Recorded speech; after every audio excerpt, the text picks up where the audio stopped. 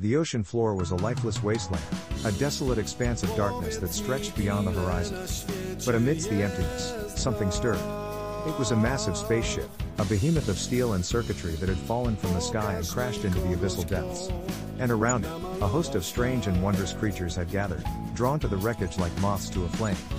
The camera panned out, revealing the full extent of the scene.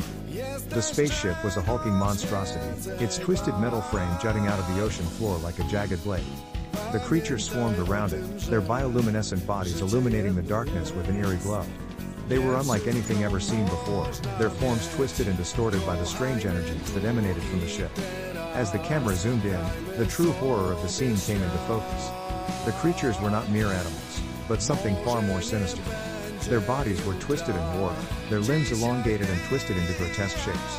They moved with an unnatural grace, their movements fluid and sinuous like snakes.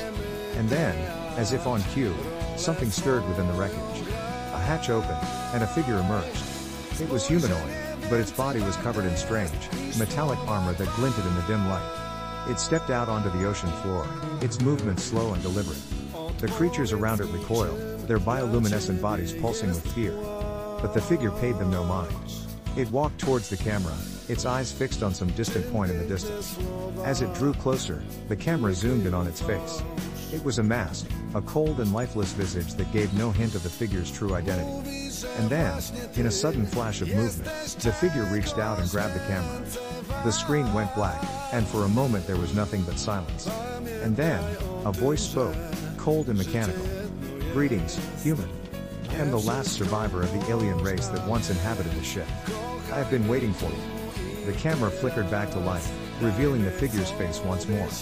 And then, in a sudden twist, the screen went black again. The end.